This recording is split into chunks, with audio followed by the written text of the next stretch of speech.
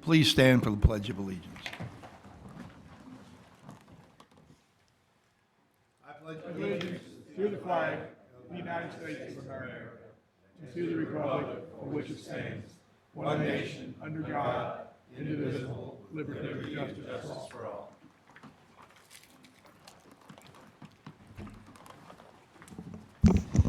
Right, Tara Long, will you please call the roll? Magistrate Likens. Here. Magistrate Tice. Here. Magistrate Woosley. Here. Magistrate Jeffries. Here. Magistrate Hounds. Here. Magistrate Hawkins. Here. Magistrate Dye. Present. Magistrate Logston. Here. Judge Vogel. Here. Having all members of the fiscal court present, this meeting is now in session. Is there a motion to accept the agenda? So moved. Second.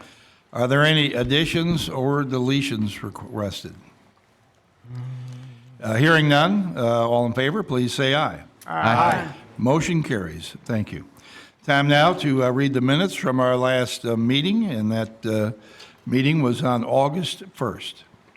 The Oldham County Fiscal Court convened at 2:03 p.m. with Judge Vogel, County Attorney Baxter, and the following magistrates in attendance: Likens, Tice, Woosley, Jeffries, Hounds, Hawkins, Dye, and Logston. Motion made by Magistrate Dye and seconded by Magistrate Woosley to approve the agenda. Motion carried unanimously. A moment of silence was observed for Judge Dwayne Murner. Motion made by Magistrate Hounds and seconded by Magistrate Woosley to approve the minutes of July 18th. Motion carried unanimously. Public comment. Larry Kaiser of 3000 Maple Leaf in LaGrange thanked the judge for hosting a public safety town hall and asked the judge what were his takeaways other than more people attending night meetings. Judge Vogel responded to Mr. Kaiser's comments. Mr. Kaiser continued, requested a local ordinance that would hold irresponsible gun owners accountable if a gun was stolen that was not properly secured, requested that the judge and court issue statements of support for legalizing cannabis that could be sent to state legislators. Barry Baxter, county attorney, explained that the issue of holding gun owners responsible is a legislative issue and would be difficult to enforce at a local level regarding an ordinance. Judge Vogel encouraged Mr. Kaiser to approach each magistrate to request their individual support regarding legalization of cannabis.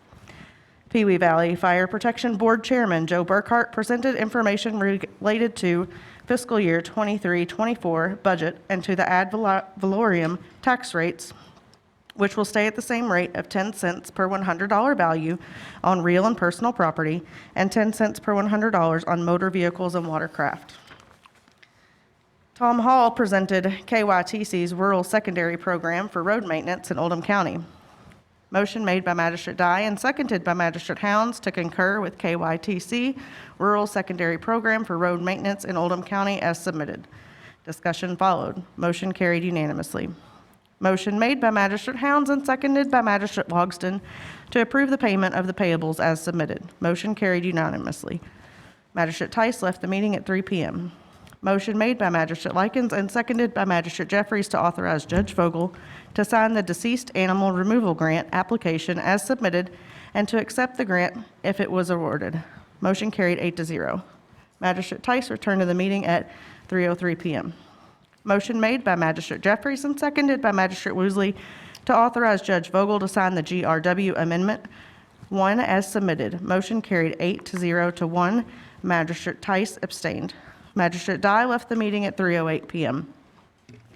Motion made by Magistrate Woosley and seconded by Magistrate Hounds to authorize Judge Vogel to sign the Food Truck Festival contract as submitted. Discussion followed. Motion carried 8-0. Magistrate Dye returned to the meeting at 3:12 p.m. Motion made by Magistrate Jeffries and seconded by Magistrate Hounds to authorize Judge Vogel to sign the change order for 18 Mile Creek Road as submitted. Discussion followed. Motion carried unanimously.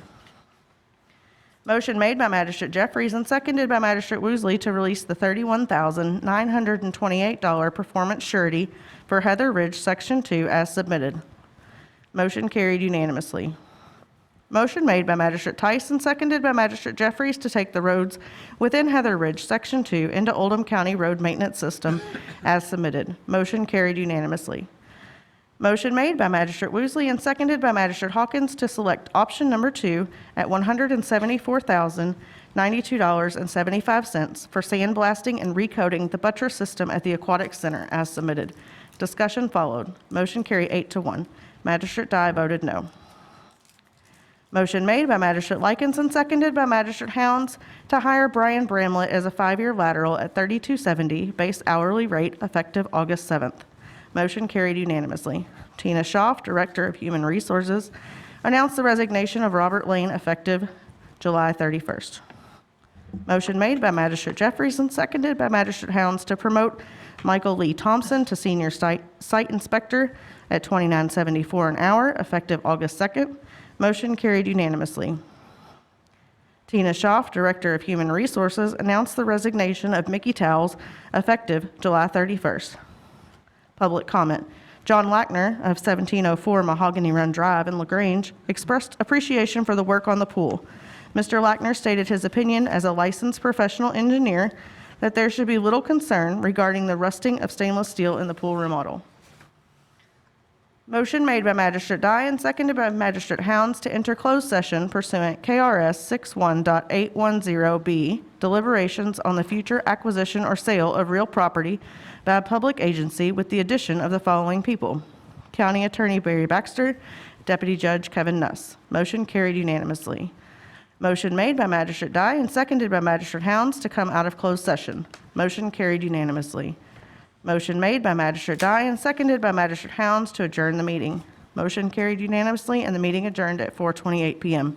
You've heard the reading of our minutes from August 1st. Are there any corrections?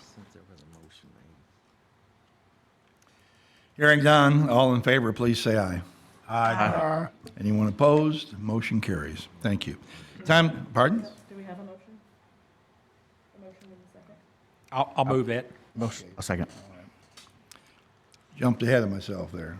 Okay. All right, now, all in favor, please say aye. Aye. All right, thank you. Time now for public comment, the time during our meeting when anyone who has come to address the fiscal court who's not on the agenda is able to do so. Is there anyone here who would like to bring up an issue or speak to us about something? All right.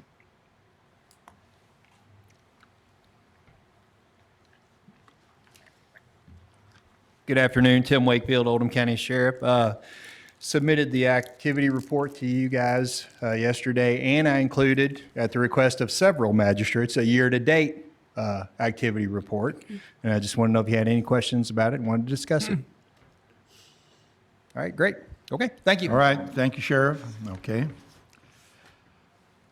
And anyone else for public comment? Seeing no one, we'll close that and go on to the first item on the agenda, and that is the Ballersville Fire Protection District budget presentation. And the Chief Fonte is with us today, all dressed up in his, what do they call Trying to it, look Class presentable, A yes, sir. uniform there? Do I need to? So the Baldwin Fire District Board of Trustees established a 2023-2024 tax rate for real and personal property at 10 cents for each $100 valuation, and a tax rate on motor vehicles and watercraft at 10 cents for each $100 valuation, which has been the same tax rate as we've had for several years. Let's see here. That's the wrong paper. There's that one. As far as reserve funding, we've got right at $818,000. A lot of that is allotted for obviously equipment and finishing our fire station 2. And then lastly is a copy of our budget, which I think I've emailed it to the magistrates in our district and the judge and Ms. Long. So, any questions on that? All right, anyone have a question for Chief Fonte? All right, how are you, now you're all volunteer staff, Well, so correct? Other I'm than full-time yourself? paid, and then Right. we've got a day staff that's 8 to 5, Monday through Saturday. Okay, you do, all Yes, sir. right, great. That's been that way. We started day staff October 2007. All right.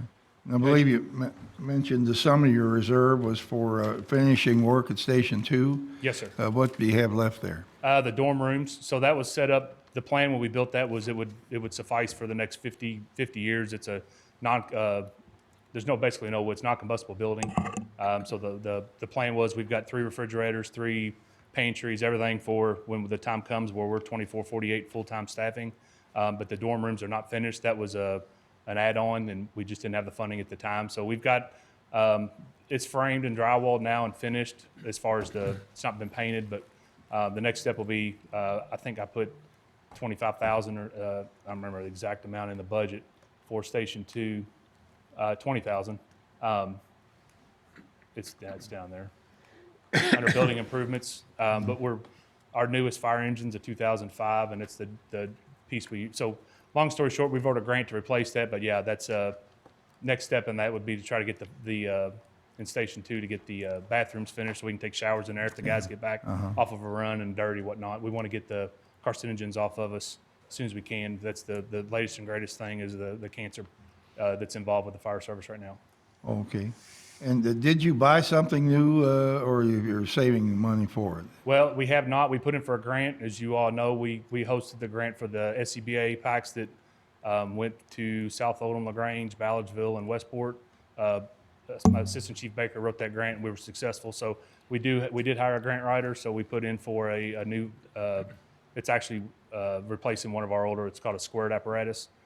So we can't write in to replace that piece of apparatus, so we wrote in for an engine, and then to upgrade it to that, actually it was a ladder, would be the $500,000, and fire trucks are $1 million now. So, last one we bought was $300,000 in 2005. Now they're $1 million piece of equipment. Yeah. Well, it's believable, but it's unbelievable Well, at the cars are same time. $100,000. Who'd ever thought that? Right. So. Okay. Is it Magistrate Jeffries? You asked most of the question, but about the upgrading the Station 2 or whatever, but looks like that, do you have a timeline to start that? We're just trying to nip a little bit at it as we can afford to. We had to increase our salary a bunch this year, so our payroll budget went up a bunch just to be comparable. We're not in a battle, but volunteer numbers are really low, so we're having to hire more part-time guys to suffice that. And just the cost of business is just, as far as payroll goes, has went up. We were at $10 starting off, now we're at $15 to start off, which is comparable. Trying to stay in balance with the other fire departments around us, so we're not stealing each other's personnel, if that makes sense. Trying to keep that under bay, because we all work together as it is anyways. Okay. And I'd just like to say too, we've got some community groups that have been using the Fire Station 2 out there to meet, monthly or whatever, and appreciate you all opening that up, and it's a really great facility, and I think other fire departments do the same thing. Sure. So, Yes. It's very helpful for groups to, come in there and have a good place to go and be safe and that kind of thing. So, thank you. Thank you.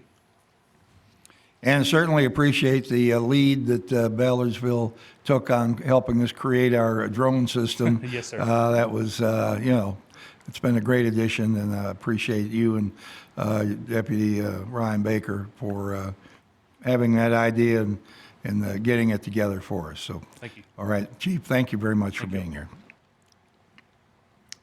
The next presentation on our agenda today is from the Oldham County Health Department. We welcome Director Matt Rhodes. Thank you. See if I can open it up here. Yes, we have both things here. Good afternoon, ladies and gentlemen. It's been a while since I've been before the court to present anything, but just a slight point of correction, and I know you all are aware of this. It says the Oldham County Health Department. This is more the Oldham County Board of Health budget. They serve as the taxing district or the special purpose governmental entity that sets the tax rate for our department. And this is the budget information here. This is the form which is submitted to the state, which states that we're trying to continue to maintain a fiscally conservative approach to providing public health services. The 2.5 cents for real property, 2.5 cents for personal property, and for motor vehicle taxes is the same tax rate that has been maintained since 2016, so we're going on 9 years. I will say this as it relates to the other 120 counties. There are 6 other health departments that have a tax rate that's less than ours, but the majority of those are in district health departments, which means they have multiple counties by which to pool their funds. But out of 120, we're number 7 on maintaining the lowest tax rate. The average tax rate across the state for public health tax rate is 4.7. Great. And I will share this information. This is the budget information, as you can see. Total revenue generated by this is 2.3 million. Total disbursement into the department's operational budget is 1.8. Leaves a net revenue over expense of 439,000. The reason that we budget it like that and the board approves our budget is because we do carry a $9 million pension liability, and we want to make sure that we're able to provide pension funding for our staff members. And I'll be glad to answer any questions. All right, does anybody have any questions for Director Rhodes? I have one. Magistrate Likens. Thank you, Matt. I've just noticed here on under your revenue that you get $179,565 interest. I don't see that on other people's budgets when they turn those in. I think somebody needs to ask your advice on what to do with getting as much interest as they can with their money while it's sitting in their account. Thank you for noticing that. That's one benefit for high interest rates, I can say, and thanks to Dee Dee Yance, who's my Director of Financial Administrative Services, and our board agreed to put that money, our reserve funding, into a CD this year. And with the high interest rates that are being yielded now, we were able to generate that revenue over this fiscal year. So trying to take the funding that we do have in reserves and use that wisely. That's great. Thank you.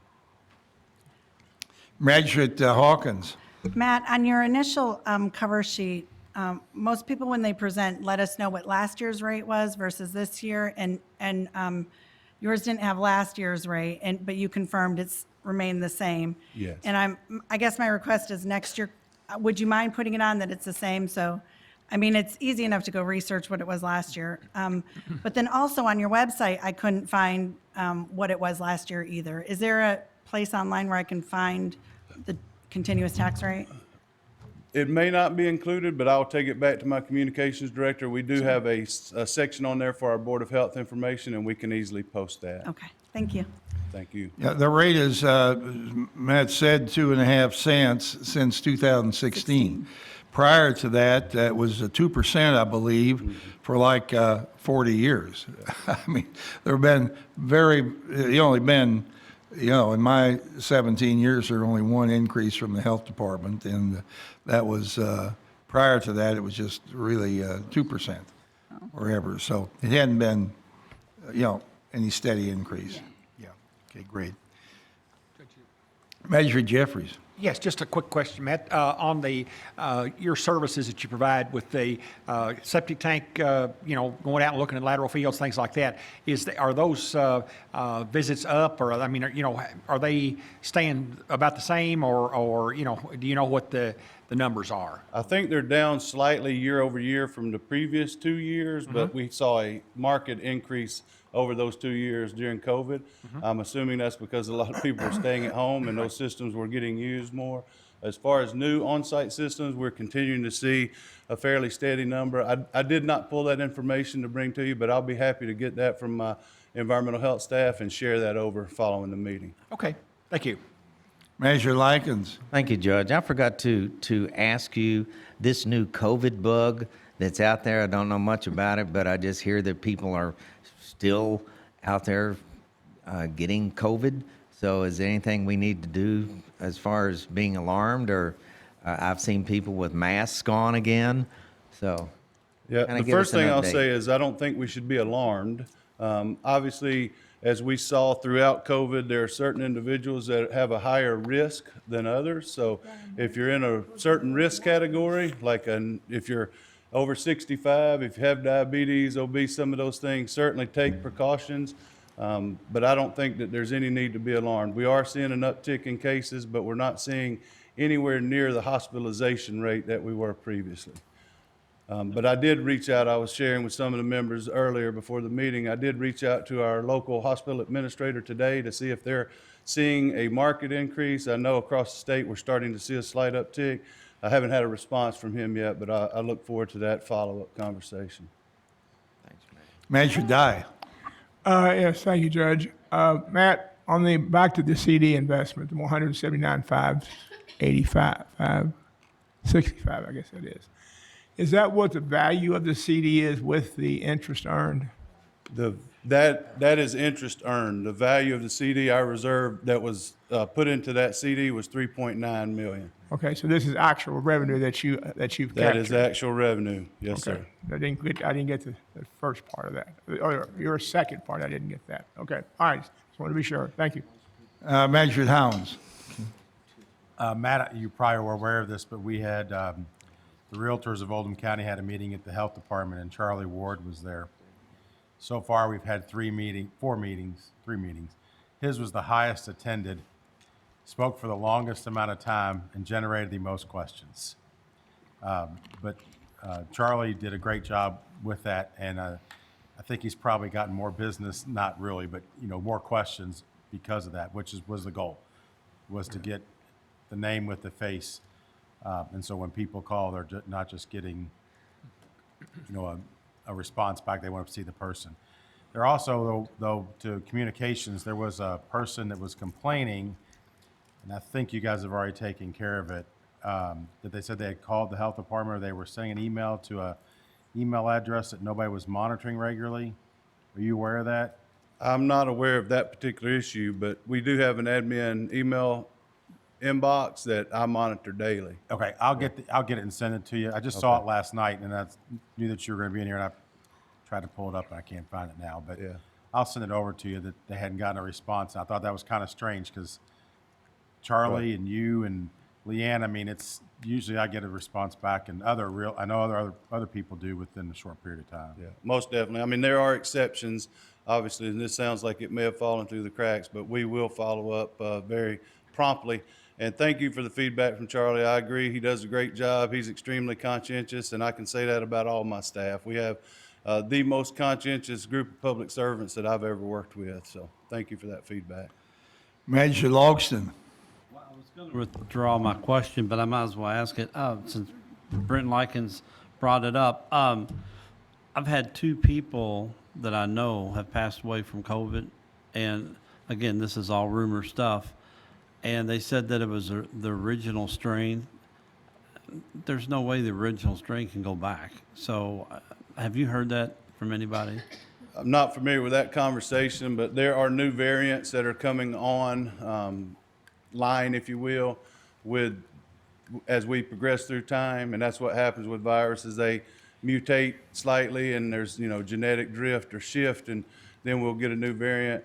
There are new monovalent vaccines that are being targeted to the latest variants. In fact, the authorization that was given for all the bivalent vaccines will actually go away here at the end of August. The new monovalent vaccine will be made available on the commercial market, and the bivalent vaccine that was given previously will no longer be available. So the strains continue to drift as we Right, see but it. I guess my question was, I mean, usually the strains get weaker and weaker and weaker. And it just found odd that somebody would say, oh, well, this original strain that was out there. And it's like, I don't know how that could ever happen. So I just thought I'd ask if you heard anything about that. So Yeah, I mean, I can't question what someone is being told or what they've heard, but it doesn't seem practical with what I know about the virus itself.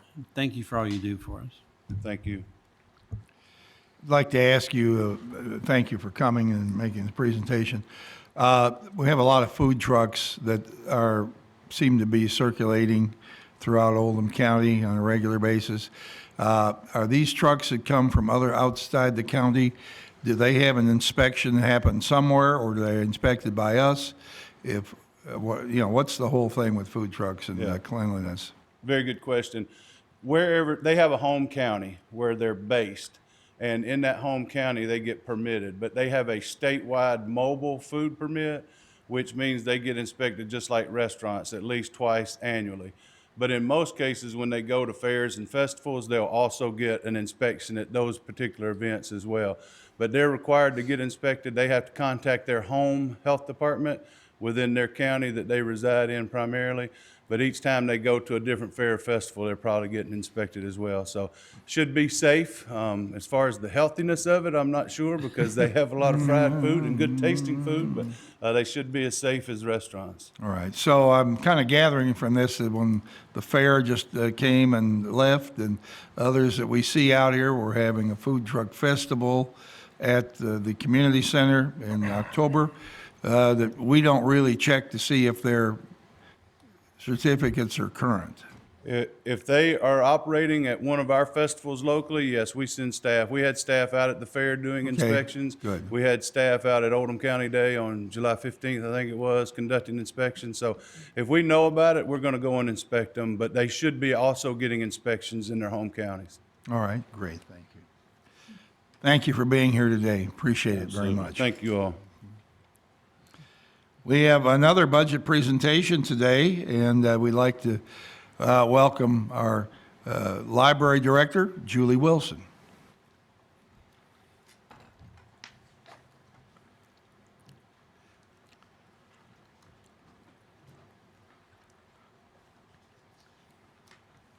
Hello.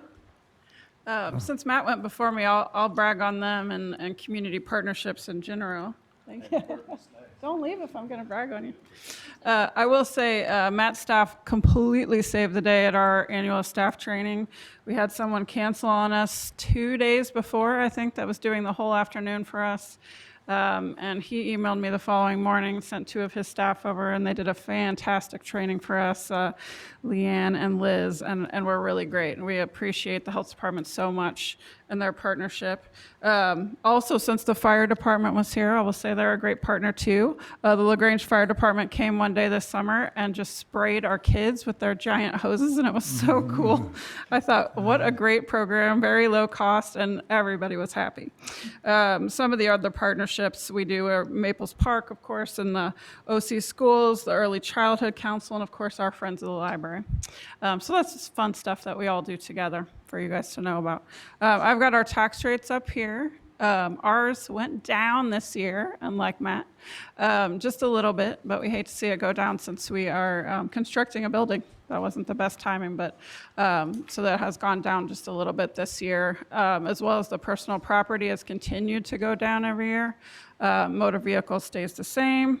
Because of the growth in our county, though, our budget continues to increase, and we should see an increase in our revenue this year, and I've outlined that there for you guys. Since you asked about interest, the library, as well as taking advantage of the high interest rates that we don't enjoy for buying houses and such and cars, but it's good for our agencies. We are investing the bond money that we borrowed for the Goshen projects and should make quite a bit of interest off of that. We've been working with Baird Financial Services and also Stockyards Bank, a local bank, to help us invest that money.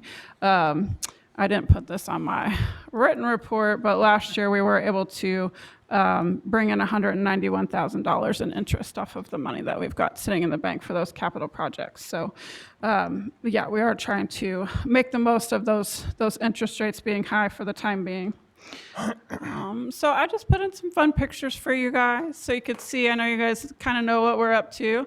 There's one of Judge Vogel with all of our library board members breaking some ground. We did that at the end of April. That went really well. We had a great turnout for our groundbreaking. We were really surprised how many people we got, but it was showed us how much people are excited about this project and how much people love libraries. I think Judge Vogel said, man, you got more people than the courthouse. But I thought, well, you know, the library is a little bit more fun than the courthouse. That was a nasty day, too. It was a nasty day. I will say Judge Vogel charmed the crowd and did a great job talking to everybody, and that was a lot of fun. Oh, Amy, got a picture of you in here. Jim and David Bazanis also came and spoke. You know, guys know he does a great job speaking to a crowd as well. And Kara from the chamber came. These are our architects. That's just taking a fun little picture. They've been great to work with, Studio Kramer Architects. So Morel Construction is the one that was awarded our contract, and this is just a picture of what it's should look like when it's all done. A few weeks ago, they started pouring the foundation. We went out and took pictures. That was really fun. Got to put our hard hats on. The geothermal drilling's done, and they're moving right along. I had a construction meeting this morning. I think they're about 3 weeks behind, but should be able to make that up and, over the course of the project. We're kind of, in the beginning stages still. It should be done next summer. We are also renovating our South Branch. If anybody's a Crestwood person, I know Chris is. That branch is still really small, and probably we won't have the money to do much there for quite a while. But we are giving it a little facelift. This is just a kind of a drawing of what we'll be doing there. That building was dedicated in 1981. It's had a couple of renovations, but we're going to do a little more significant, paint, carpet, new shelving, that kind of thing. So investing some in that branch, in that area. These are just some numbers to let you guys know what we've been up to. Our children's programming is very vital to the community. They saw over 29,000 people attend their programs this year. Also, we have programs for adults and teens as well. Let's see, what did I come up with? I think over 35,000 people came to our programs this past fiscal year, I should say. So we also circulated 460,000 items and saw 166,000 people come through our doors. That was an increase of 13.2% over the last year. So we're really back. It's really nice to be post-COVID, well post-COVID, even though I guess people are getting it again the last couple of weeks. We've got people out with it as well. Just a picture of our teens at Oldham County Day holding up our banner. We just try to involve the whole family in what we're doing at the library. We will have 2 library board members whose terms are ending in September, so you guys should be seeing some names come your way anytime. I've submitted names for those 2 positions to KDLA just a few days ago. I don't know if you've gotten them yet, but Well, I've gotten them, but Okay. I don't. Oh, you got I them from didn't- me. Yes, but Yeah. I haven't received any notification from Frankfurt that okay. they were. Let me know if it seems like it's taking a long time. Apparently, they've got some glitches going on over there, so I just found out about it on Friday. So let me know, because we want to get them in and keep going with our full board. It's much better. Last picture is just we had an adult spelling bee for the first time ever. I didn't know if anybody would come, but we had a really good turnout, and it was just something really fun to do. We had like a mother and daughter that participated. People were so nervous. I was so nervous. I was the spelling bee pronouncer, and we just wanted them all to spell every word right. But it was such a good time, and just such a great example of like kids were there watching their parents involved in the spelling bee, and just some good nerdy fun that you can have at the library. Let's see. I think that's all I've got, unless you guys have any questions. All right, Measure Die. Thank you for being here today. It's like your building is just coming along good. I didn't see in your in the excerpt here on our screen that we get. I don't see the budget. Right. The total budget figures are at the top. I don't have it broken down for you. I can send you all that. I did not bring that last year either, but I can, Well, usually we have like what Matt had for you. yeah. Yeah, I can send that to you. Okay. All right. Thank you. Yep. Measure Woosley. Ms. Wilson, you talked about being good partners earlier. The library is also a good community partner, and I know Ms. Alvey's here. The county clerk is looking forward to sharing this new building when we get over there. So appreciate you guys being good partners as well. So. Yeah, I think it's going to be great. Amy's really easy to work with, too.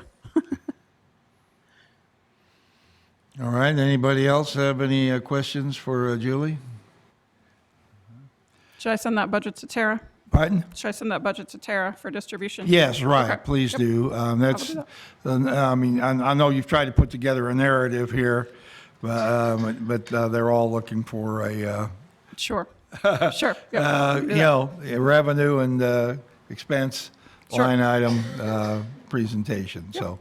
And when did you say now, the new, the Goshen Library, you're calling it, right? Yes. I want to call it North Oldham Library, but, okay, whatever.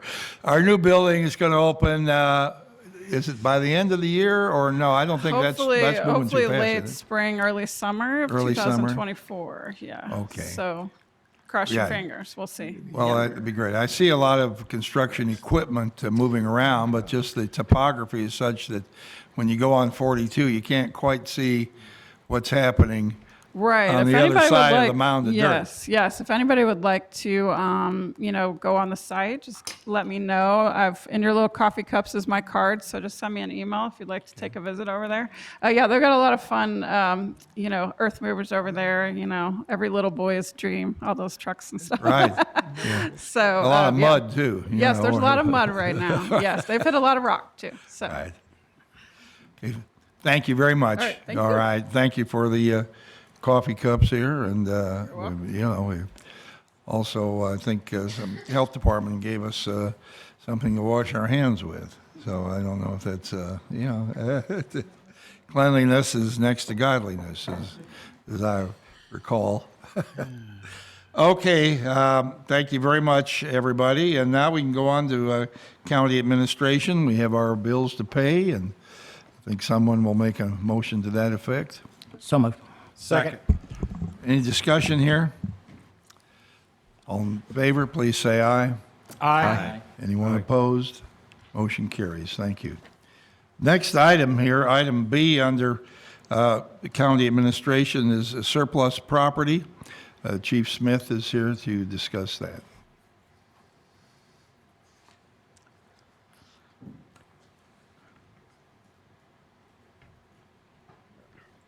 What this is, we have the old radios that we no longer use once we went digital. We got quite a few of them in our building. So what we're proposing is to trade these off to the person that does our installs, company that does our installs in our police cars. Okay. Right? Is that a no vote? Well, no. Denied. There's a trap door, too. Anyway, Oops, we got there goes about You got any lights Okay. in that surplus we can use? No, that could be. We got about $6,500. He's offering us $6,500 for this list of radios that we have. We did go on some of the websites to see exactly, like gov.deals, what these things would bring. We're getting a better deal than what we found on gov.deals. So anyway, it would be a credit that they would have, $6,500. They would apply that towards any cars that we have down there being installed. All right, is there a motion that we accept this offer from L&W Outfitters for a $6,500 credit for the radios and charger equipment shown on page 2 here? So moved. Second. All right, discussion? I have a question. As should Jeffries? Just a couple things. These older radios or whatever, they're not digitally, you can't use them on a digital system or they're whatever. not So digital. do they, Different I mean, that's, I think that's a fair price, but I noticed it was showing a 7357, estimated value or whatever. But yeah, the other sites that y'all looked at, they didn't offer these kind of amounts. No, I tell you, I can show you one real quick if you want to see it. Okay. We found one that actually has 155 different units. There's 44 mobile radios, 34 chargers, 76 base chargers. So that's 155 different pieces of equipment. And their latest bid that they have on this, latest bid they have on that is $3,475. Okay. So we're well ahead of the game for what we have. Okay. And Yeah, every radio we're taking down there works, by the way, the chargers and the radio. Yeah, I'm fine with it. I just, I didn't know whether there was other avenues that, might get a better price or whatever, but that sounds fair. There could be, but quite frankly, I don't know. The only thing we could do is just go online and just kind of price it out ourselves to see what we think they would bring. The problem is, these are VHF radios, and everybody's going 800 digital. Right. So you're selling, everybody's going 800 digital, and so they're not obsolete, but they're close. Right. And some departments are still operating off these radios. Yeah. Judge? All right, Magistrate Hawkins. Can you tell us that number again, 6,000 what? That you're getting- $6,500. Okay, L&W's offer $6,500. It's actually going to be a trade for service. So we take Okay. our cars there to have the installs for our equipment and all okay. that. So they're going to deduct $6,500 off the bill. what will he do with it, the company, if people He- aren't? He is probably the biggest installer in the state for police equipment. He has some police departments that are looking for these radios that are Okay. not on the 800 system, the digital system. Thank you. All right, Measure die. Chief, normally when we have surplus equipment, the treasurer comes up. Is there any reason why you're doing it today, or? I volunteered. Oh, okay, all right, Treasurer's not here today. Yeah. okay. But the money will be Right. returned to fiscal court. Pardon? The money will be returned into fiscal Oh, court. yes, yeah, right. All right, well, I thought that was the point of the treasurer doing it.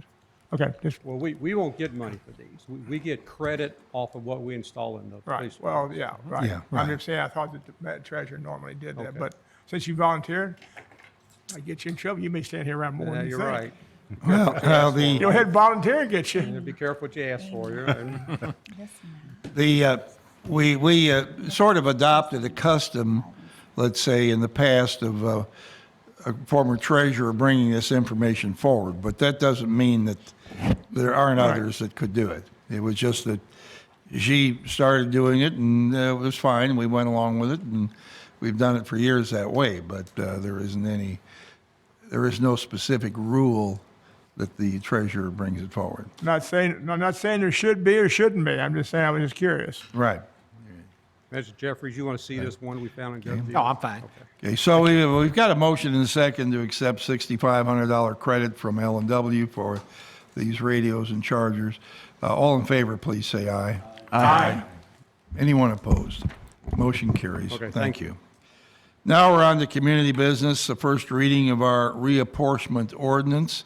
Amy Alvey, County Clerk, review where the reapportionment stands at this point. Sure. So this is the first reading of ordinance KOC 23-200-372. So again, first reading, the public hearing. I got with Attorney Baxter. There is one correction. The plan from the reapportionment committee that fiscal court appointed was not presented to fiscal court on July 19th. It was June 28th. So fiscal court has 60 days from that date to approve the lines, which means that 60-day cutoff is August 28th. So fiscal court will have to have a special meeting in order to approve the lines as they see fit. So again, today is just the first reading, and we'll have a second reading and public hearing on or before August 28th, and we'll get that worked out with Tara about the advertising portion of it. Right. So what we need to do here today, this is the first reading of the reapportionment. It'll be posted on our website for the community to look at. And but we need to, I think, pick a day here where we're going to have the second reading. And I don't know if you all have calendars on your phone or what, but we get down to Can we do it the 28th, or does it have to be before the 28th? 28th probably is the last day, but the 28th is actually. One thing you said, when you and I communicated about this, you said that it was distributed on June the 29th. Yes, I'm sorry, June the 29th, so Okay. 60 days from there is August 28th. So it has to be on or before August 28th. On or before August Yes. 20th? Okay, By statute. gotcha. So we could do it on the 28th? Yes, on or before. We have to advertise it, though. What's the advertising have to be? No less than 7, no more than 21. Okay. There's Planning plenty of and days to zoning. advertise in there, but. Yeah, I just, if we didn't, So, Judge, Yes, sir. could we make the 28th meeting a special meeting and negate the necessity to have the meeting on the 4th of September, the day after Fifth. Labor Day? 5th of September. I personally have a conflict on the 28th, the afternoon. So, Could we do it in Well, the you're going to morning? vote for it, so it won't make a difference who's sitting in that chair, right? what's that? You're going to vote for it, so it doesn't make a difference who's sitting in the chair. You said it, you Doesn't don't have matter any to me lines. what you come out with, because my lines aren't changed. Yeah, so, so really. Could we do it on August 25th, which is a Friday? Is that too soon? you're not going to meet the advertising requirements in the Oldham era is where you're going to run into an issue. Okay. All Judge, are right. you free to- Well, advertising maybe it- I'll try the 28th if that's what everybody wants, and I had a very, you know, I got a dentist appointment to pull a tooth that day, but I don't mind pushing it forward. Come by the house, I'll do it free. Could we do it early, 9 a.m.? Well, how about that morning? That's what I'm saying, yeah. can we do Yeah. it? Okay. Want to go 11 o'clock, 9 a.m., 10 a.m., 9 to 10? Well, how about 10? 10, okay. 9 is early on Monday. On the 28th? Yes, does everybody agree to that? What time, sir? 10 o'clock on the 28th? And then forego September 5th is what Magistrate That's Dye what said? Magistrate Dye said, but really, I don't think it's going to, you know, I'm just bringing it up as a choice. I think we ought to stick with our regular schedule, just stick an extra Fine. day in there. We won't be ready for certain things by the 28th anyway. 10 a.m. on the 10 28th. a.m. on the 28th. Okay. Is everybody able to attend that day? 10 a.m. Speak up, Michael. Can't hear what Speak you're up, saying. Michael. What's that? He's checking his schedule. Okay. I'm good, Judge. If I could ask one question. On the reapportionment, all the work is done. We're just looking at the first reading, and nothing will change between now and the second reading. Am I correct? Correct. Is there any magistrates that have been shifted out of their district? No. No elected official is out of their district. Just the second district guy. Oh, that's you. Okay, 10 o'clock on the, 10 a.m. 10 o'clock on, 10. 10. I've got a 12 o'clock. Can you do 9 a.m.? I can do 9. You can't do 10? We're only going to be here for one thing. I understand. I don't know how long it's going to take. It might take a lot longer than you think. Where's your 12 o'clock at? Is it local? It's in Franklin. all right, Here about is everybody willing to move back to 9 o'clock on the 28th? Yes. Yeah. Yes? All right, let's do Does 9 that o'clock on the 28th. Does that satisfy you, Michael? We need a motion on that? So moved. Second. All in favor, please say aye. Aye. All right, we're on the 28th at 9 o'clock. Yes, sir. All Thank right, you. Thank you very much. Next item on the agenda is change order for the Aquatic Center. Oh, no. And Who's taking that, Mike? Judge, I'm going to take that. Woosley. Gary Parsons here today. I'm going to take it. I'm going to take Okay, it. who's going to take that, Kip? Judge, a couple weeks Woosley? ago, Just did. The reading, yeah. No, not today, the first reading. She doesn't have, that's not for you for first reading. Okay, I think, Ask her before she leaves. Manager Woosley. Judge, a couple of weeks ago, the Parks Committee made a recommendation for a buttress replacement at the parks, at the Aquatic Center, and at the time I said we should have no more surprises. Surprise, we have a change order.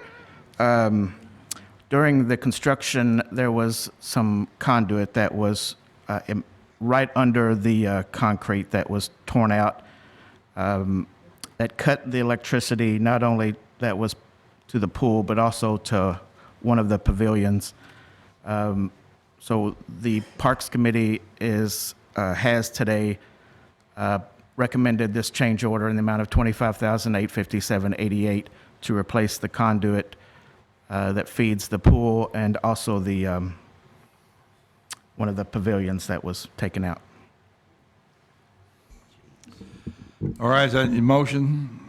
So yes, the motion is to approve change Okay. order. Is there a in amount of- second? I just had a question. Second? I got a second. All right. We've got a motion and a second to approve the change order for electrical restoration of $25,857.88. Magistrate Jeffries. Just a question about, as far as liability, is there not coverage on that, or did we have somebody that looked at where the lines were and marked them or whatever, or is that, is there any coverage that we have that will cover some or all of this cost of the damage that was done? Mr. Parsons, would you like to respond to that, please?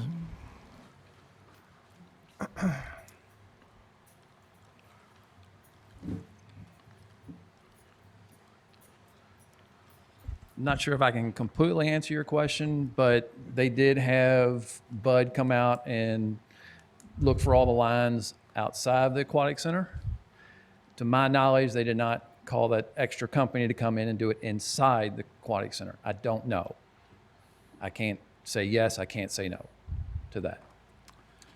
Well, we've been told by the pool contracting company that the line was installed, or the electrical service going through the pool area was installed improperly.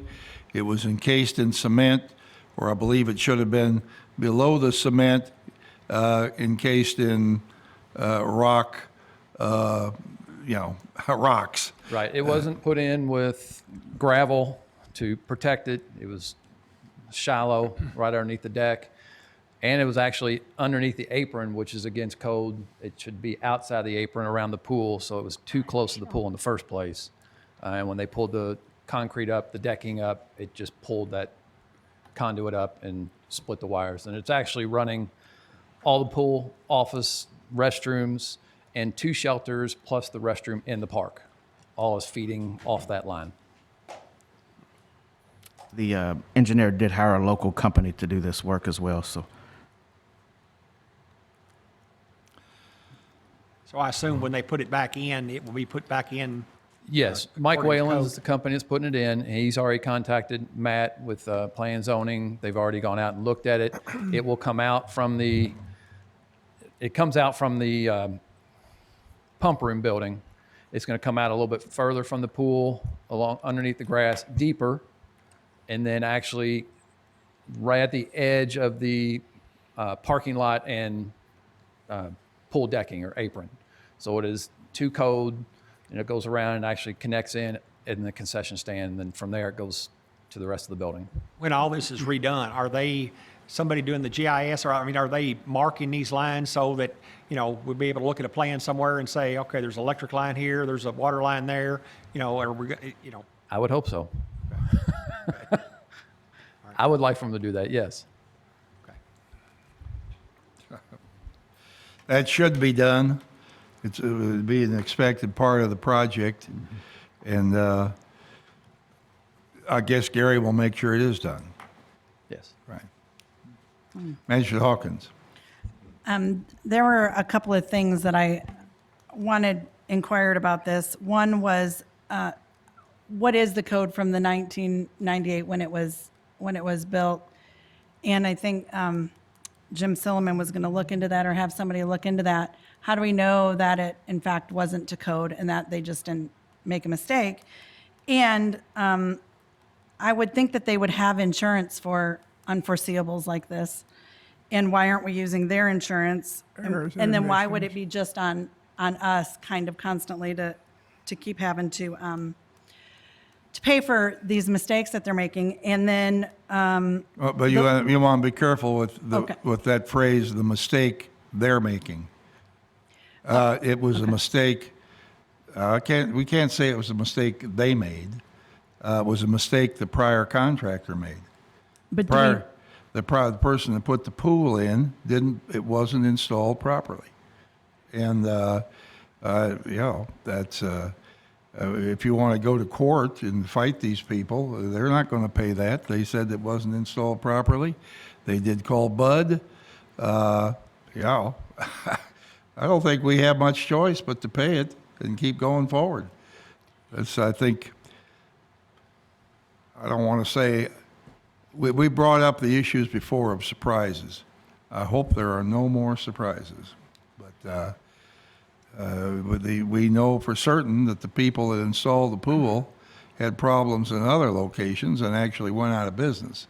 So you would say the preponderance of evidence of malfeasance would have been with the prior contractor.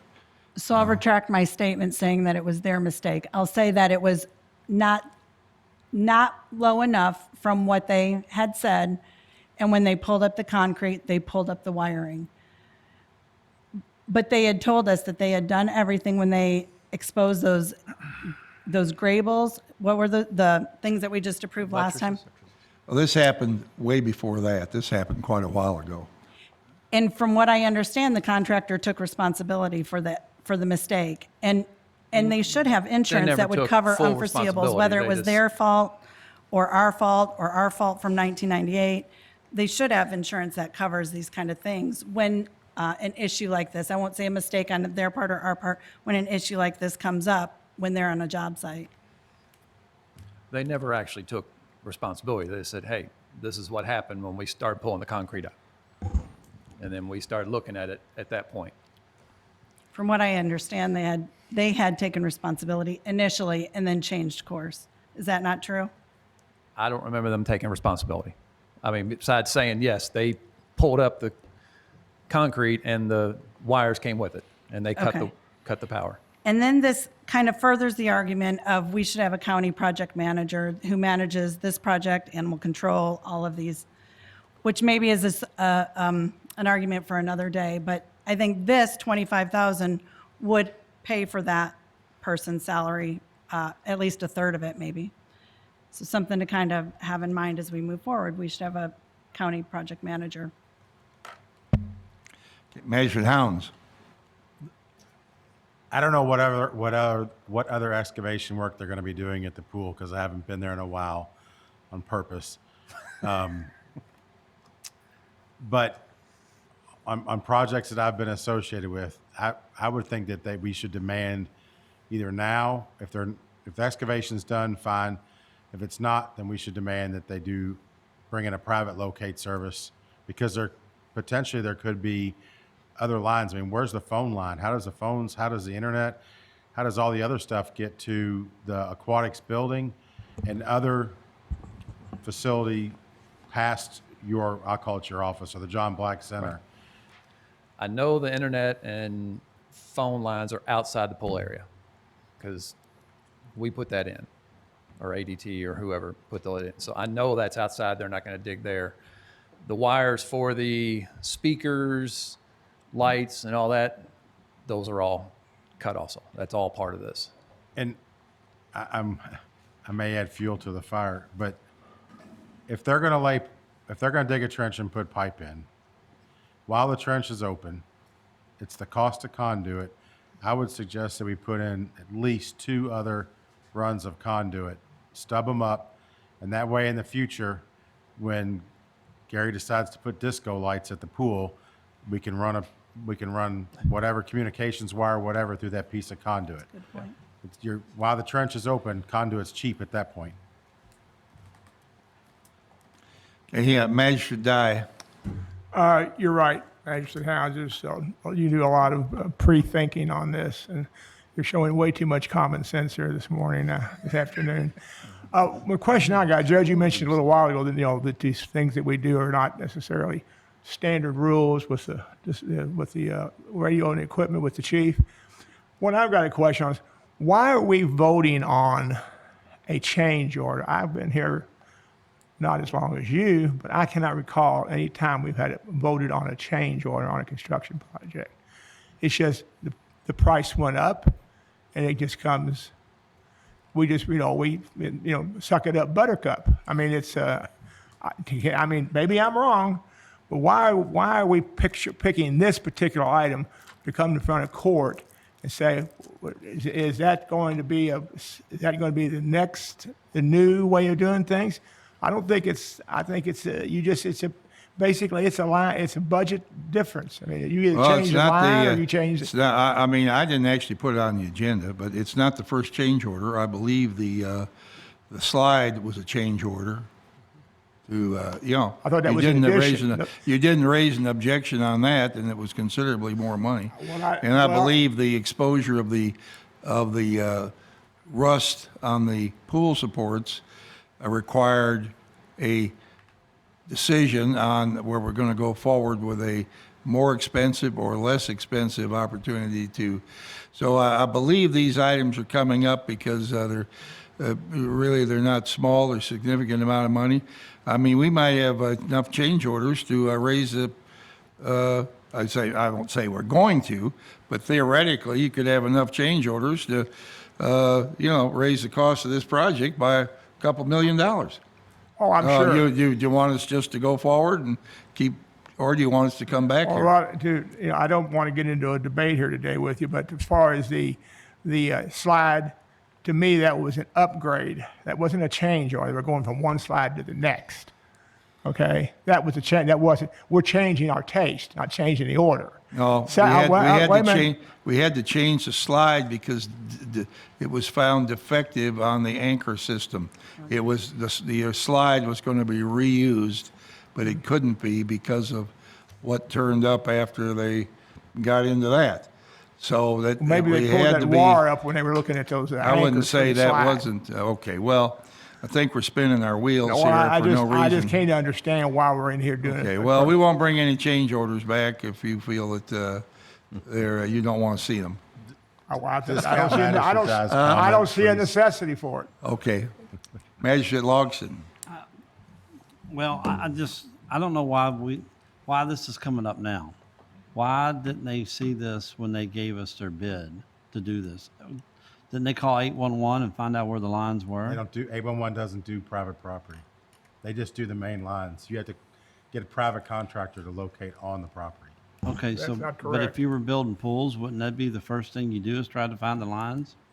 811 will only stick the lines for the utilities. If it goes on the private property, they'll mark your electric line right to the meter to your house. Correct. Yes, you're right. But they don't do private work. Correct, yes. That would be like me building a pool and not know where my septic system is and then put it in there and mess up the lines. Or you would bring it to court, we'd have a change order. Well, I'm just saying, I don't understand why this change orders now. Well, the Magistrate Woolsey, did you request this be on the agenda? I did. And Magistrate, I asked for it to be on the agenda just so we're completely transparent in the whole process. So I didn't want you guys to see this bigger number and not know why. So that's why it's on the agenda today. I asked for it to be on there so that we can discuss it. I'm not faulting you for bringing it to our attention, but I don't think we need to get into a change order voting because, I mean, we didn't do that. I mean, we built the jail and didn't have any change orders in front of the court. I mean, if something costs more than we anticipated, we ran into something like a lady said about the library, we ran into a lot of rock. I'm sure when the contractor came in, they said, well, I'm going to give you so much rock credit and anything over that's going to cost more. So that would be a change order of sorts, but I don't see why the court has to change this while we're doing this one thing, because I think you're setting yourself a standard for the future that you don't want to go back to. I mean, we're not, we don't know what happened. All we know is the backhoe got in there and ripped a piece of concrete up, had a piece of wires run through it, and broke something, and now they got to replace it. Now, to me, I think it's their fault because they even though they didn't know the wire wasn't there, all right, they have errors and omissions insurance, but for them to come back at this later date, I think they're being disingenuous with, how much is the contract now, Magistrate Ruby, $3 or $4 million? We're a little over 4. Yeah, I think they're being disingenuous, not that they'll do good work, coming back to us crying about a piece of wire that was encased in a piece of concrete that nobody knew it was there. I mean, are we, that they're holding us to a standard no one can live with. What they go do if they dig up something and say, well, this might be, I can't use that phrase, this might be something we may have to call an archaeological team in here and start filtering through the sand. I mean, this is ridiculous to spend our time on a change order, which we're setting ourselves up for a problem later on. I mean, you could look at the payables. What did they really need to put tires on that car? I just think this is crazy. I'm not voting for it. I think it's ridiculous. That's all I'm going to say on it. Manager Tice. Let me ask a question, Magistrate Dye. When we had change orders on pardon me, when we had change orders on the new jail, did they just go to the judge to sign off on the change orders and we went forward? And you're saying they were not presented Well, before, when they weren't presented before We court? didn't have many, but they were approved through the general contractor, who was also the architect. When the contractor came and said, I got a change order, he sat down with him and said, okay, prove it, and then he brought it back, and then, of course, the price went up. Got it. But it So- wasn't brought here for this body to approve. Okay. I just don't think it's within our purview to do that. Okay, then what you're saying is all change orders that we face on the pool, that we just let the judge sign off on them and keep going forward until at some point he thinks we need to know If about the it. And I'm general okay with that, I'm just asking. If the general contractor says it's a valid change order, or your project manager, whoever it may be, they come up and say, okay, it costs more than we anticipated. But I don't think, I hope to God they don't start bringing change orders from the courthouse. This isn't really a change order. It's mislabeled here. This is not a change order. The plan has not been changed. It was something that was, I'm not an insurance authority, but Magistrate Hawkins said, well, I think they ought to have insurance to pay for that. Most people have insurance to pay for mistakes they make, not mistakes that are made by other people. And now we're between a rock and a hard place where the contractor says this was put in wrong. It shouldn't have been there. We did the BUD check coming off, now should they have done any other checking? Maybe some people says they should, but I don't know. All right, well, hear what I got to say, and I'll shut up, okay, Judge? Okay. All I'm saying is, this is not the place to talk about a change order. This isn't a change order. Something occurred that's going to increase the cost of doing this job, okay? That's not a change order. It's going from, when you're, like the slide. Right. Okay? So if it's not a change order, then again, you've changed the verbiage here, but if it's not a change order, then let's quit calling it a change order. They did this. Are we going to accept the response? I would much see the vote. Are we going to be responsible for this occurrence? And if we vote no, then somebody's going to have to go back, probably you, go back and twist some arms. But I still say, and I don't care, it's not a knock on our contractor, but they have to, you said it yourself, they've got to have some level of expertise to say, well, maybe we should have done something differently. When you're digging up old stuff, you should always be cautious about something that's not there. I've seen these guys on these track hose, when they stick it in the ground and they can feel it in the knobs. These guys are that good. So when they started pulling it up, well, okay, we shouldn't have done that. But just to say, you're going to be responsible for anything we find from the previous builder, that's bull. They got to step up and be counted too. And I'm not going to say any more about it, but again, 2 points. Don't come in here with change orders. That's what's supposed to be done on the job site. And contractors got to understand, you're taking a risk just like we are. And you're charging accordingly for all risk. Now, maybe he said, well, maybe I should have made it another $100,000 more. Maybe you should have, but you may get it back in change orders. You ask any of these guys in here that do work with people, Jim Sullivan could talk about change orders all day long, couldn't you, Jim? Yeah. So, I'm not trying to drag you into All this. right. Now, you call it Mr. Sullivan. You want to come forward a minute, please?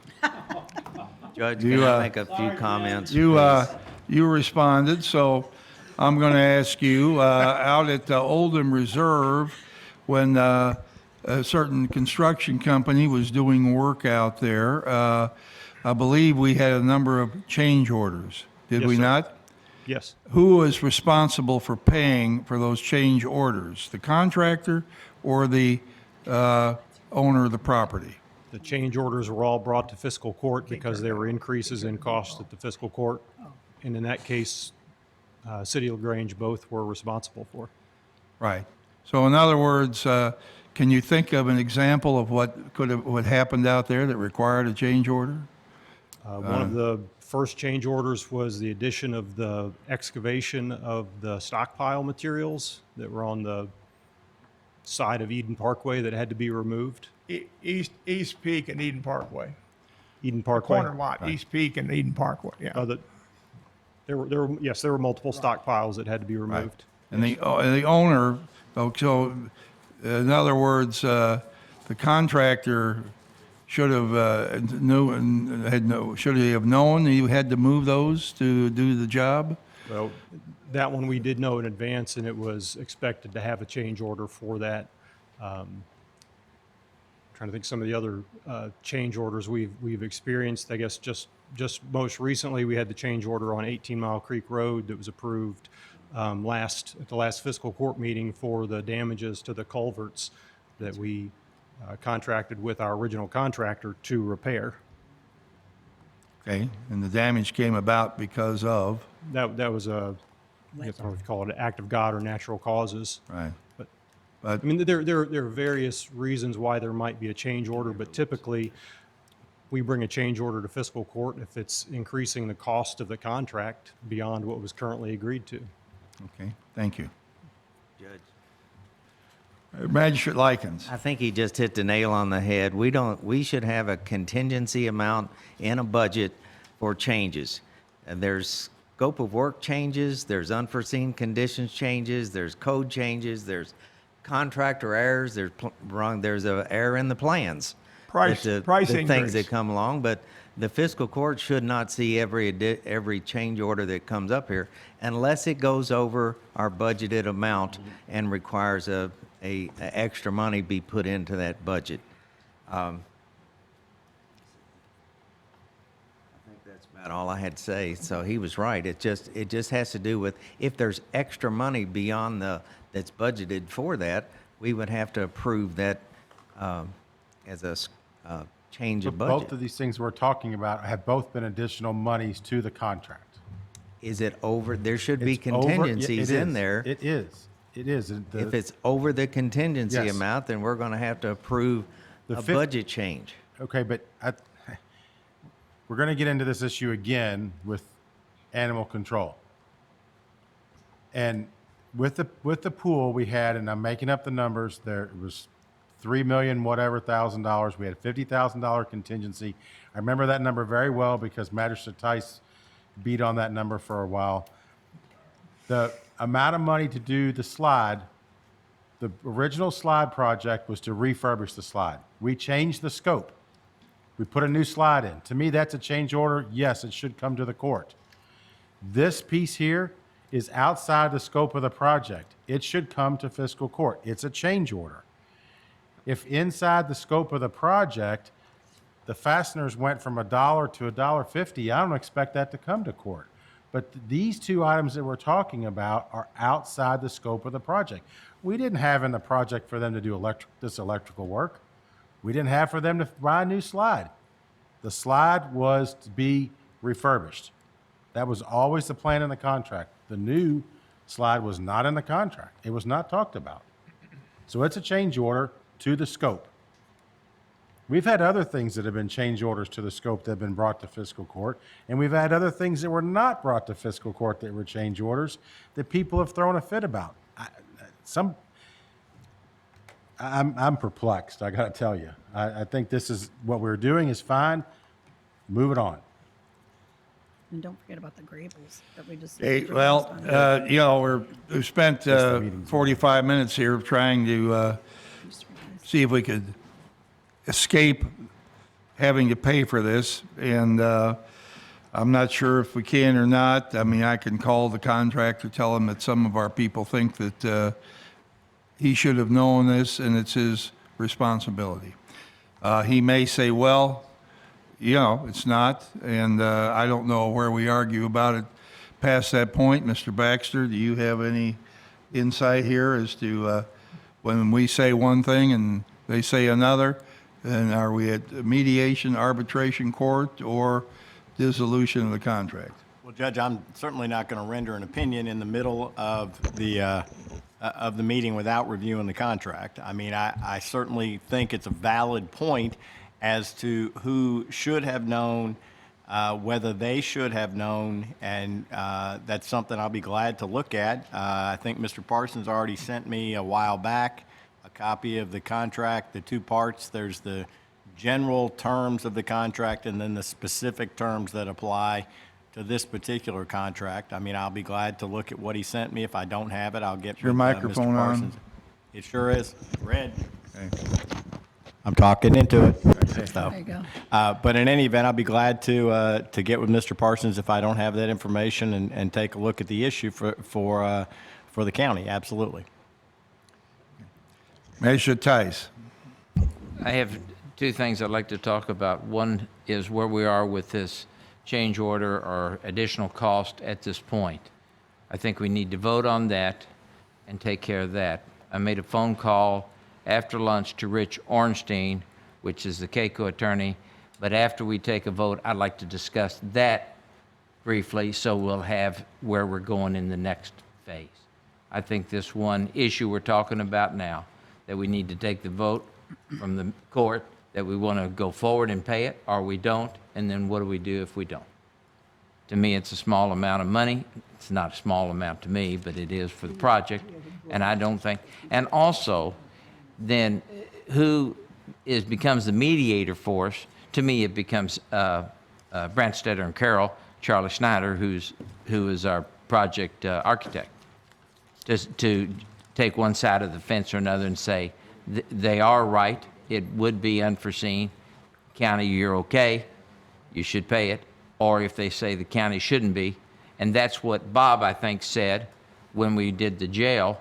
Our architect there was our project manager, is that correct, Bob? Yeah. Okay. And he negotiated with people. Sometimes they actually use the term, well, why don't we just split it and be done with it? You know, I mean, there's ways to Sure. just stand up and say, yeah, well, just give me a blank check, I'll just sign it, and here you can just tell me how much you need at the end of the day.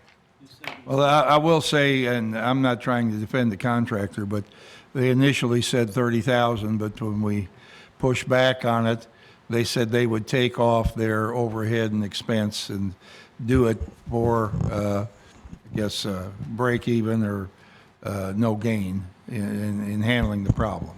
So they did, knock $5,000 off there, to begin with. Or 10 more, and I'll be happy. Okay, Magistrate Hawkins.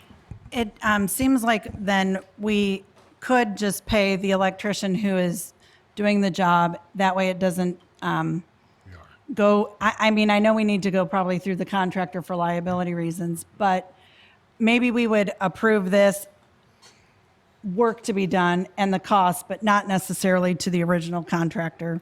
I don't know if that's even possible, but He says removing the overhead. So this is the cost of the original. I mean, that's what they said. right, until we Yes. can argue whose responsibility it is. So in other words, don't commit to paying them, just commit to paying the contractor. And then who ends up paying the contractor, us or Walker? Who ends up paying Wayland Electricity? In other words, if we approve this, then it's going right to the contractor who's going to pay the electrician. Why don't we just approve the amount that and say, yes, electrician, you will get paid.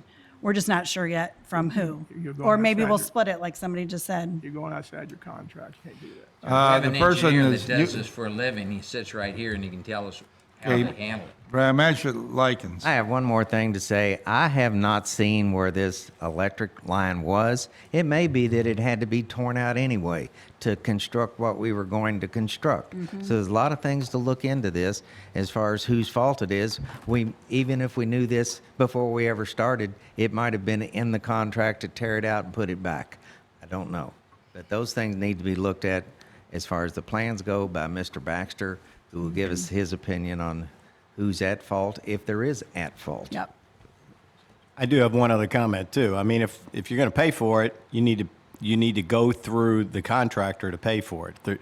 Because if you pay for it outside the contract and there's a problem with it, then you're going to be looking to they're going to be arguing about who's responsible for the problem. So you're going to create another problem, which is that the electrical contractor is going to be saying, well, we've put it in right, and somebody screwed it up on the contractor side, and the contractor is going to be say, well, you contracted with the electrical contractor, and they're the ones that messed it up, not us, and we'll have finger pointing going on there, and then we won't have a pool at the end of, when are we supposed to have the pool? May of 2024? Yeah, well, we won't have a pool in May of 2024 if we end up with those guys fighting over it. So we need to go, if we're going to do it, it needs to go through the proper channels and be done through the main contractor that you've got. I'm going to suggest at this point we table this. I don't think we can take a vote on this, can we? Really? Too many questions hanging out here. At the end of the day, I would agree It with needs that. to be done. at the end of the day, it's got to be done. Okay? So we can worry about this. We can worry about who's going to pay for it all day long. I mean, Okay, so you think we should go forward, tell them go do it, and then we'll come back later and talk about it and see if we can get an adjustment if it's justified. Judge, I think we need to vote. I would say we need to vote. Yeah. And just see where we land.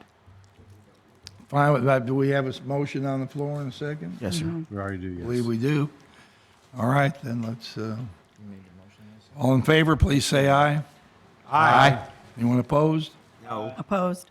No. All right, motion carries 6-3, I believe. No. Huh? I'm a no. Wait a minute. All right, let's back up, please. We'll take a roll call vote. Magistrate Likens. No. Magistrate Dye. No. Magistrate Tice. Yes. Magistrate Hounds. Yes. Magistrate Woosley. Yes. Magistrate Logston. No. Magistrate Hawkins. No. Magistrate Jeffries. Yes? Judge Vogel. All right, wait a minute. You can't count. 4-4. It's 4-4. Yes. All right. Motion passes 5-4. Judge, can I just Yes, say sir. one thing? I understand that this work. Mike, we just I'm have speaking trouble into hearing it. you on this end. I understand this has to be paid to get the pool going, but I think that the sand, we need to draw a line through the sand and let them know that they're not going to get by with just making change orders without us approve. I just think I'm with Mr. Likens on this. I mean, how do we know that this wasn't already in the contract, and how did we know that they didn't know and say, well, we'll just charge the county that? It's just wrong. I think we want to be very careful I understand of casting doubt on our contractor here at a public meeting with really no justification or knowledge on the part of If at I least 8 of us build- sitting here exactly how these things work. If I agree to build something, I should know where the lines are. What I'm going to do is, Measure Likens, you're kind of leaning back in your chair there, but you're the only person here that has built anything like this. Yes. So would you mind taking the lead and at least examining the circumstances of where this was, how it could have happened? I don't know. I sure can. Our Attorney Baxter is going to look at the contract and see what's in there. I just need I to see think the most of plans. us here are, at a disadvantage of knowing exactly how these materials are constructed. I just need to see a set of plans. Set of plans, all right. That's, where did Gary leave? Do you have a set of plans to provide Manager Likens? All right. I think we do need to keep moving forward. I agree with that. I do We've too. got a deadline out there that we're trying to meet, and it's getting more and more, challenging. So, and we certainly don't want to create any question about the what would I say, the competence and sincerity and of the group that we've hired to do this work. We're not here to question their ability or integrity is the word. I'm looking for a word that, I don't want to have anything like that happen here. We just want to find out if we're responsible or if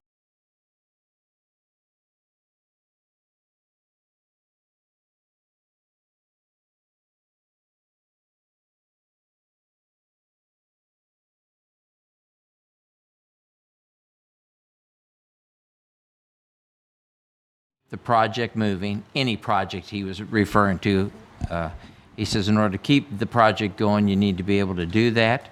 He says you can either do that in a dollar amount or percentage of the project that the judge could, as an example, not specific, this is done, like you can approve going forward with it, and then you would let the magistrates know what's going on, and in my mind, you could approve within up to $100,000 of project changes, change orders, or whatever the correct word we're going to use today, within the 2 weeks, and then you would bring that back to the court to be so that we stay abreast of what's happening.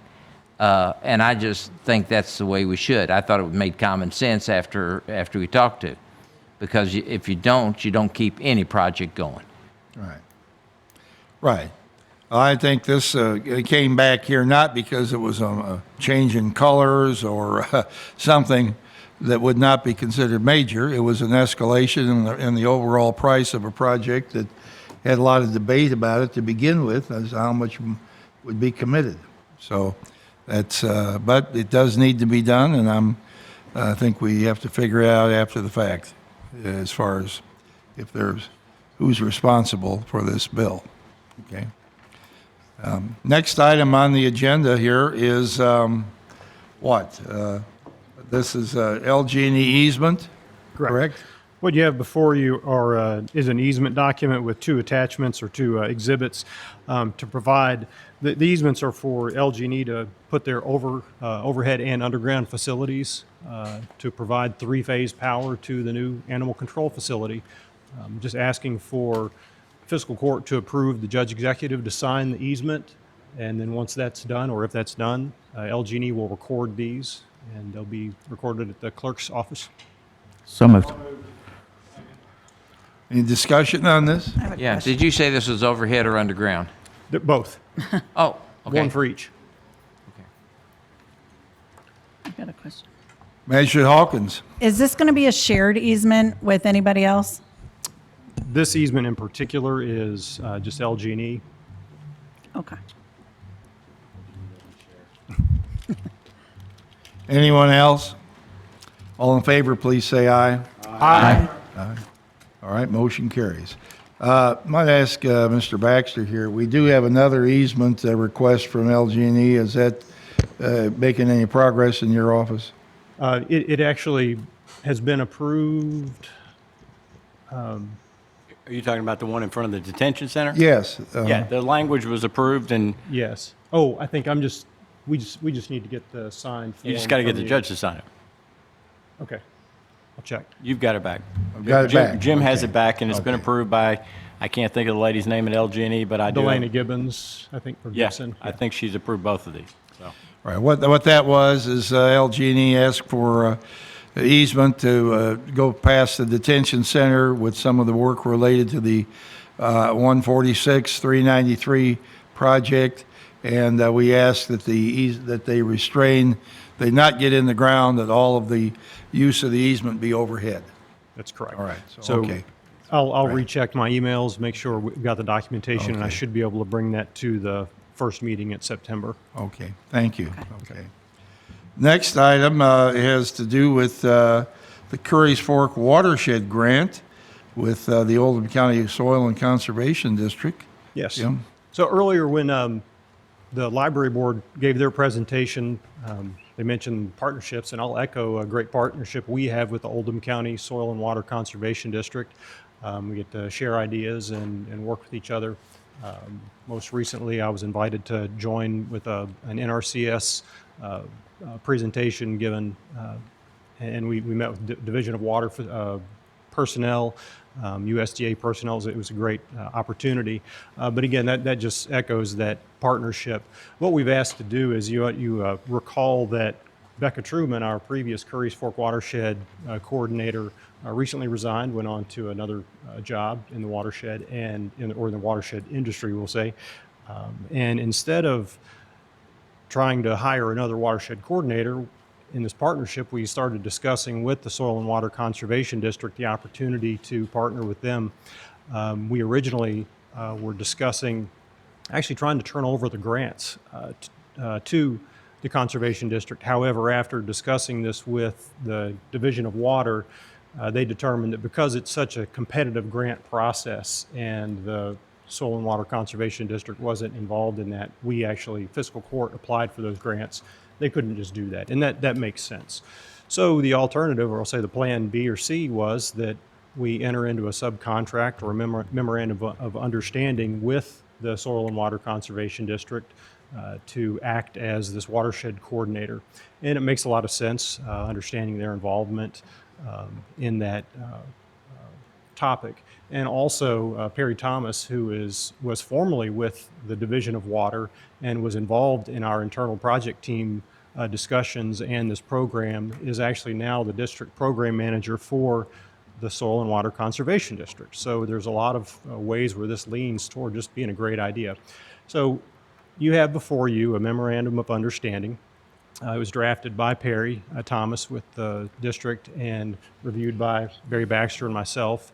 And it outlines the involvement on the federal fiscal year 2020 and 22 grants.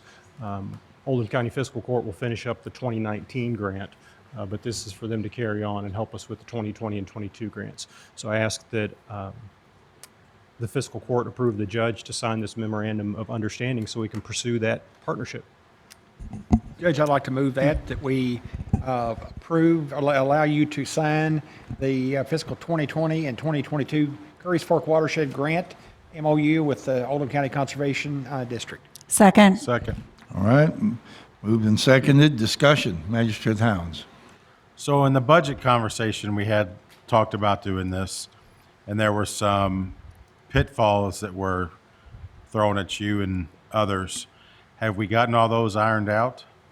I think so, because ultimately we will still be administering the funding portion of it and providing some oversight for bidding or consultation. So I think yes.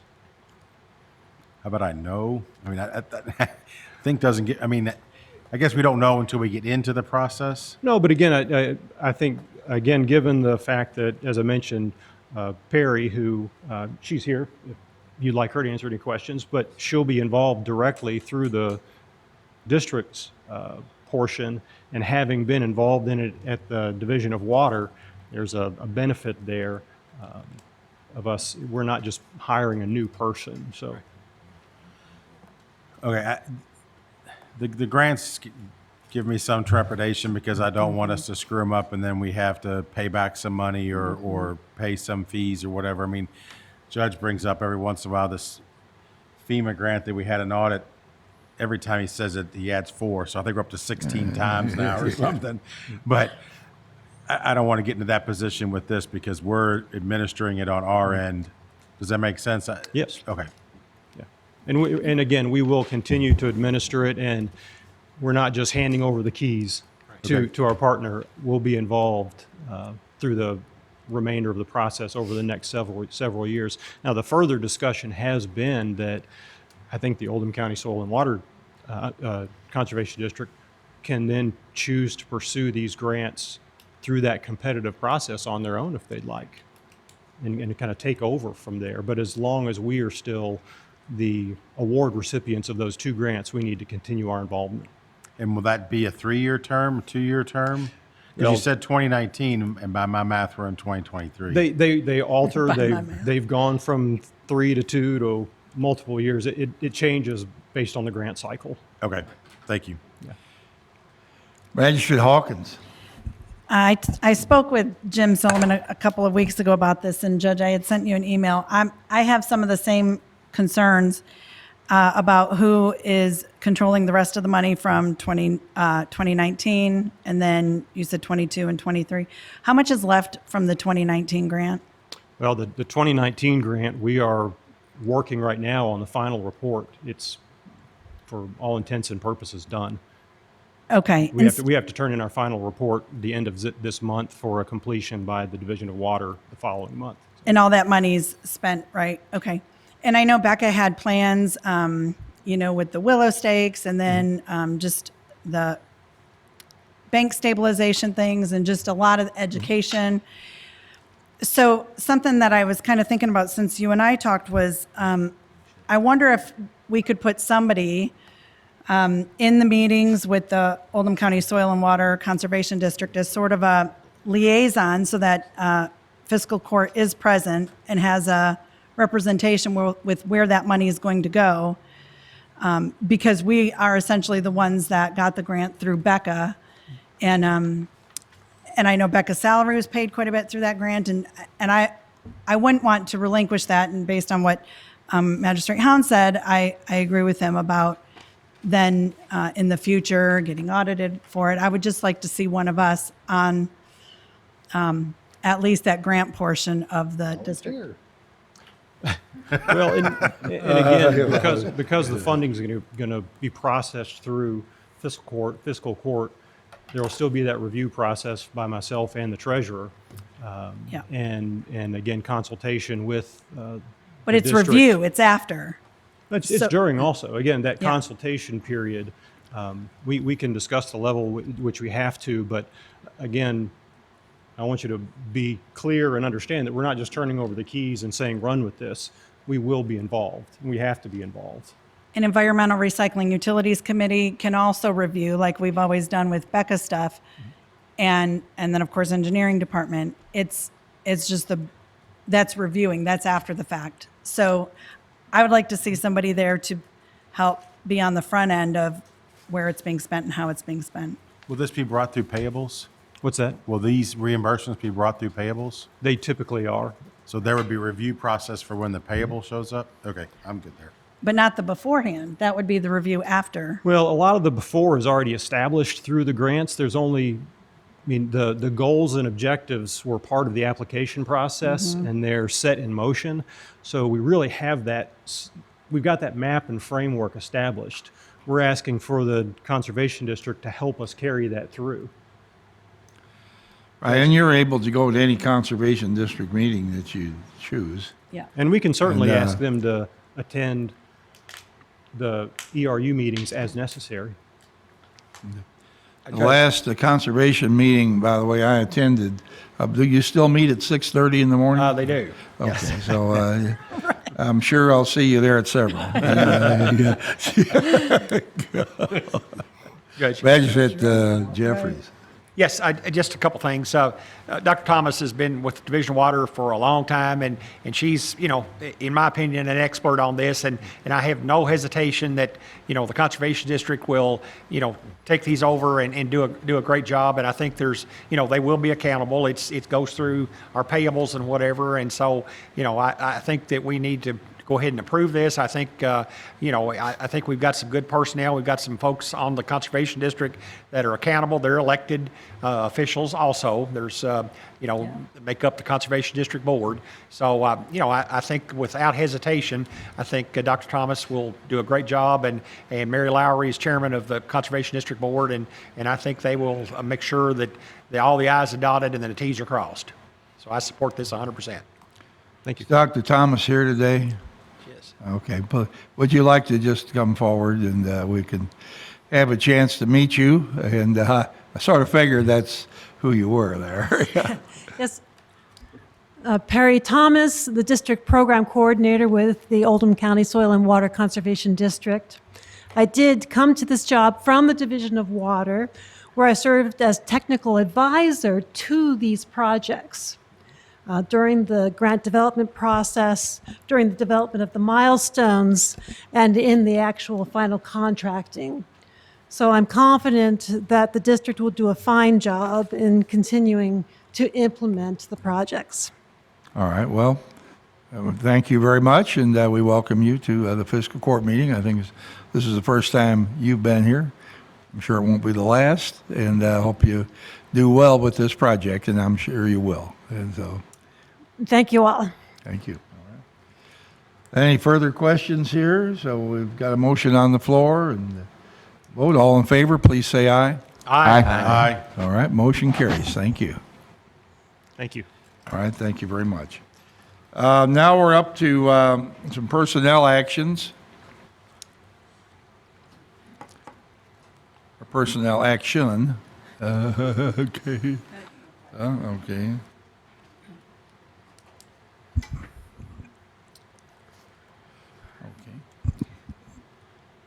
We're bringing forward some personnel actions for the police today. We're going to skip over that first item. All We right. have some new hires for the police department. We have Ethan Southard. It's a 5-year lateral at $32.70 an hour. That's the base hourly rate effective on the 28th of this month. Don Gosney, a 5-year lateral at $32.70 per hour effective on the 28th. And he is actually a contract employee. He's retired, reemployed. And then Josh Myers as an SRO at, that should be $32.70 per hour base hourly rate. And that contract is also attached, and that's effective on the 17th of this month. I'd like to make that motion, Judge, that we approve the hiring of Ethan Southard, Don Gosney, and Josh Myers. Second. All right. All in favor, please say aye. Aye. Anyone opposed? Motion carries. Thank you. Would like to ask, Pardon? I would like to ask Greg Smith where we are in hiring. Do we have, how many short are we still, if we're No, not short? doing it. And I applaud Right, him that's for why I just getting gave him a 3 note. here. I'd like to ask you, Tina, something too. Tina, where's the contract of the first Say one? how many are retiring? Edgar? Pardon? I'm sorry, I didn't get all the questions. I just said, are we full now, or are we still So we don't get We the are contract. 4 short after the hiring today. 4 short? One SRO, 1 administrative sergeant, and 2 patrol officers. Do we have any immediate people looking at retirement? Yeah, we are. We got several. I mean, retiring? No. Not that I'm aware of. Okay, thank you very much. Okay. Judge, Magistrate Jeffries. may I ask you, Chief, just one question about the flock cameras? Are they, I know they're up and running. I know you all have utilized them at least once on a arrest. So are they working like you all hoped they would? Are they helpful? You know, they are not as helpful as the first night. I mean, that was really a great one. But, you know, we are picking up a few things, odds and ends coming in. The one on 42 was kind of delayed being put in because of the location. We had trouble finding a location. Finally, Thornton's agreed to it, so we're going to put it there. But we haven't really got any big hits, but we've got some interesting, can't really say too much in court. We just got some things that we looked at that hit. Are you still seeing as much folks breaking into cars and like we were? Or I haven't heard as much recently. Is that kind of slowed down a little bit? You know, I wish you hadn't asked me that because I'm going to jinx this. We really have, it's really been cut that back a lot. You know, we initiated a program for neighborhood checks. We have the officers going to neighborhoods and they call off checking what neighborhoods are in. We require that of our officers today, and the frequency of doing that shows more cars in neighborhoods. And we think that's having an effect because we're not having near the thefts out cars that we were. Last month, we had 1 stolen car in July. In August, we had a stolen car the very first night. You know, so they're down considerably than what they were. So we're hoping that that's helping. Also, daytime burglaries are down, and we think the same reason, because the officers are making a real dedicated effort to get into neighborhoods and be seen. You know, so we hope it's working. Thank you. So like I said, I probably just jinxed ourselves, and the night they'll hit us.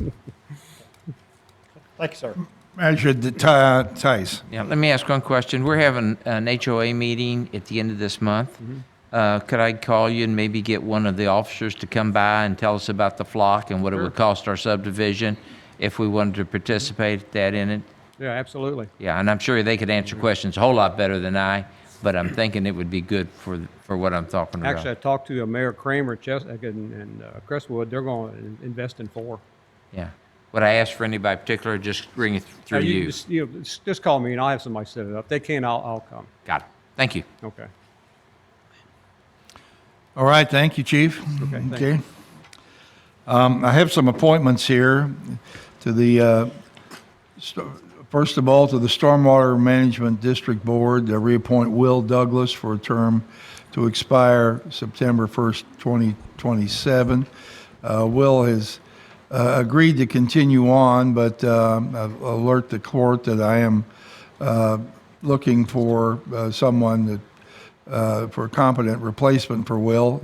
Will would, like to step down, but he's agreed to continue on until we have someone to take his place. So is there a motion to reappoint? I'm going to make this motion and ask for a second. Second. All right. All in favor, please say aye. Aye. Anyone opposed? Motion carries. And also to the Planning and Zoning Commission to reappoint Bob Klingenfuss for a term to expire September 4th, 2027. I'd like to move that we appoint him for a term through 2027. Second. All right, all in favor, please say aye. Aye. Motion carries. Thank you. We're at our second public comment now. If there's anybody here who would like to address the fiscal court, we're able to do so at this point. Don't really see anyone unless Dr. Thomas wants to come back and say something. We're probably out of speakers for public comment. So I'm gonna make a motion. We go into closed session now pursuant to KRS 61.810 subsection B, deliberations of the future acquisition or sale of real property by a public agency. I'll make that motion. Is there a second? Second. Yes, right. Okay, and we're going to have Kevin Nuss and Barry Baxter and Stan Clark join us for these. All right, all in favor, please say aye. Aye. Motion carries. Thank you.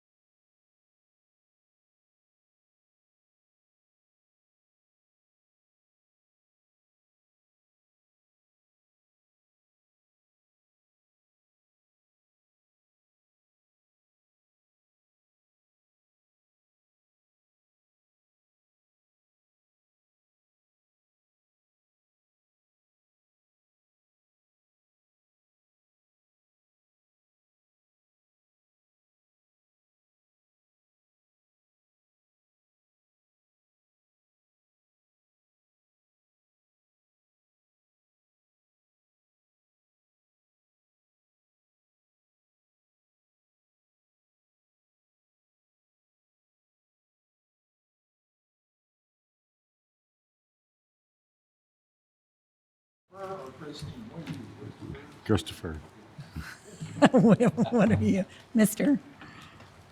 MR.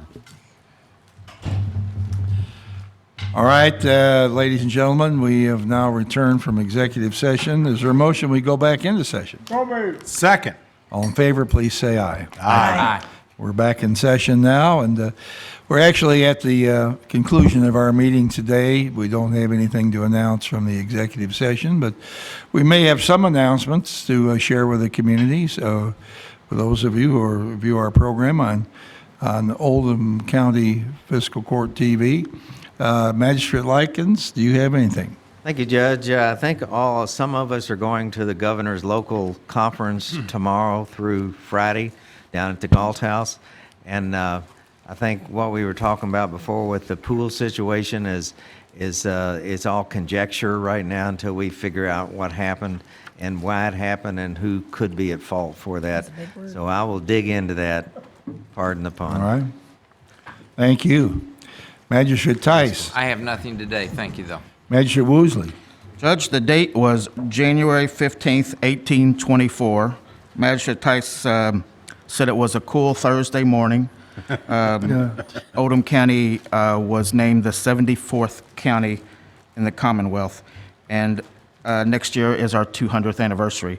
I know Project Guild's got some stuff planned, so I didn't know if the county had anything planned to celebrate the 200th year. What was that date you gave there in the beginning? January 15th, 1824. Oh, January 18, so we became a county. Did the legislature approve that in December of 1823, that it become effective in 1824, or was it? I'm gonna have to pass that off to Magistrate Tice. I wasn't around then. Right, that's a. It did. And Magistrate Tice was in the Well, that's a court question back I then. had, but no, we haven't generated any thought process on that yet, but I think we will and should. I know Project Guild's got some stuff going, so we may want to connect It's with them. coming up. Yeah. Right. The only other thing I have is, we had at some point talked about looking at weather sirens, and I was contacted by actually two constituents who live in the northeast part of the county who says they can't hear weather sirens.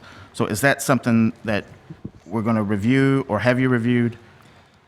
Well, the subject of weather sirens has come up before, and basically the thought was that so many people have cell phones, TV, radio, that there aren't that many people who are out of touch like they may have been at one time. And so we have our smart 911 system.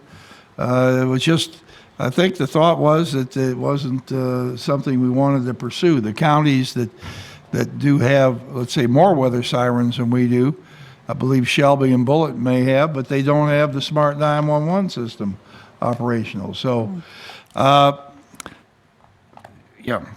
don't want to say that someone outside, if you were outside and it was storming and a tornado was coming, I don't think you'd be totally surprised that the weather was poor and that you might need to take cover. But it's something that can be talked about. But in the past, prior courts have not been willing to fund new sirens. Okay.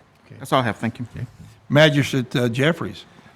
Judge, just a couple things. I know Commerce Parkway from the 393 side towards Allen Lane is going to be closed. It was closed, I think, yesterday and today, and they're putting a sewer line across, and they've got to close Commerce here probably for the next week or so. It's supposed to be open at night and on weekends when they're not actually working. But I know it was closed yesterday, and I think it was closed today. So just want to make folks aware of that. Also, Blakemore Lane was scheduled to be closed on kind of the same schedule starting on the 7th of August, but LG&E has postponed that, and we don't know exactly when they're going to do that, but they're installing or putting a gas line back on Blakemore Lane, and that will also be closed coming up here in the next few weeks. So we'll try to keep everybody up to date, as that process moves forward. But it looks like, that's going to be closed again during the day, but it will be open at night and on the weekends, is what our understanding is. All right, great. Thank you. Magistrate DeHowens. Thank you, Judge. School started for most of most of us in the area, which means you should probably leave your house 5-10 minutes earlier during the school traffic so you can get there on time. Ask everybody to be patient with the new drivers that are out there driving to school for the first time in the buses. Yesterday and one day last week when I was taking my son to school, it was amazing the number of people that don't adhere to that stop sign that comes out on the school bus.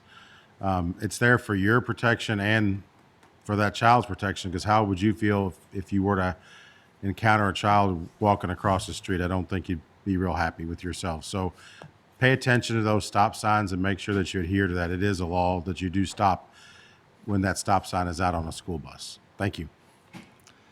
Thank you. Magistrate Hawkins. Nothing today, Judge. Thank you. All right. Magistrate Dye.